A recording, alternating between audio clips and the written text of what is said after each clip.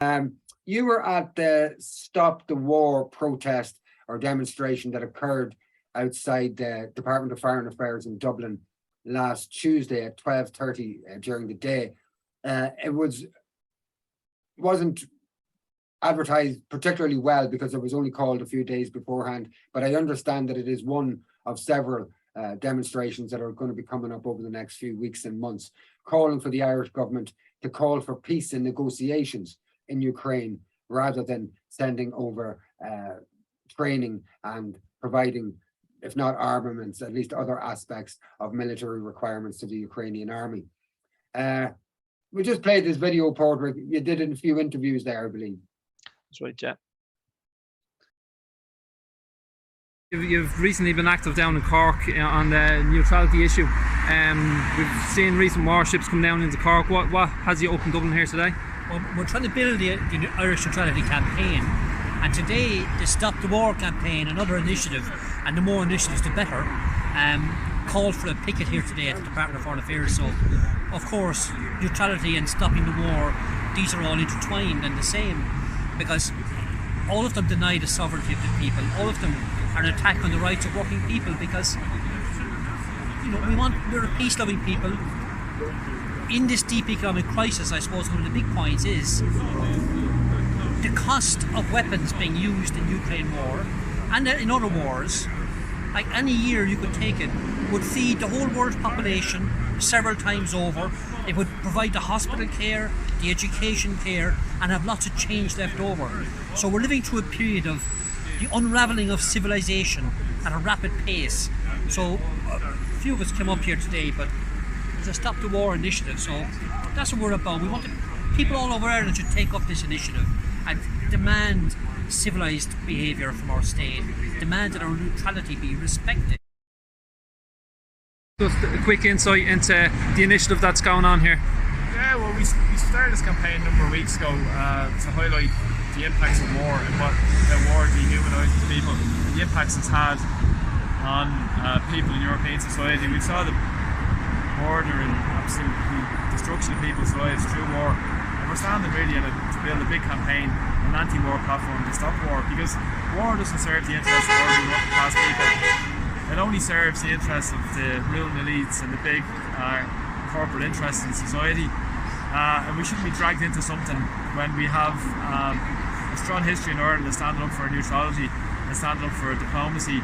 And we're here today to demand that 𝐶 𝐭𝐨, Minister of Foreign Affairs, start standing up for our diplomacy, peace and negotiation. 𝐶 𝐭𝐨 has declared openly in the media that Ireland wants to be part of training Ukrainian soldiers. This is in opposition to neutrality as normally people would believe it. What's your view on that?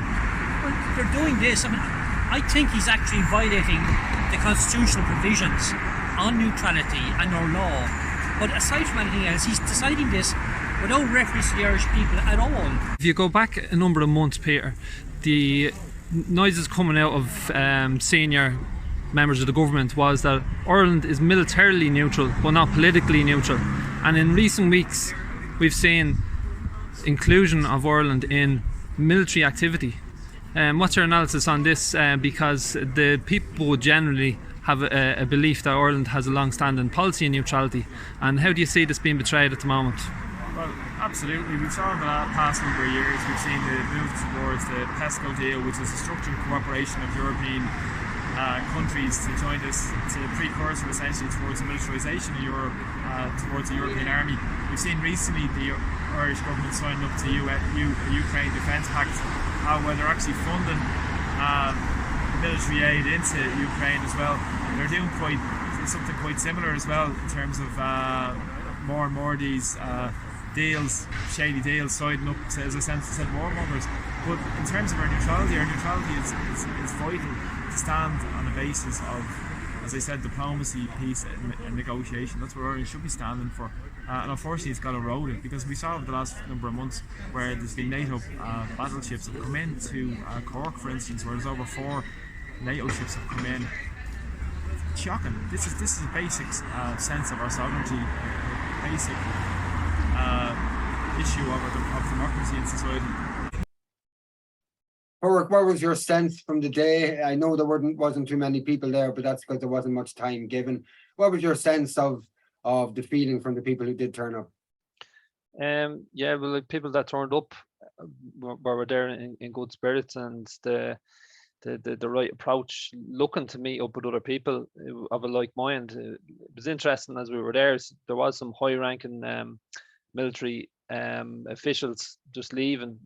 You'd see they were decorated, the stripes on the shoulders and that, like, and there was a banner there, and it was saying Irish neutrality. This is a kind of a strange experience for them. It should be, at least anyway, looking at that, because that's what the Irish military always was, and now it's really been called into question. So yeah, I certainly think it'll grow, Finbar. But what I would say is there is a censorship out there, like, to try and get messages out. So this is probably one of the difficulties, but it's going to grow because it's popular, and they pass in traffic an awful lot of encouragement, beeps and the like.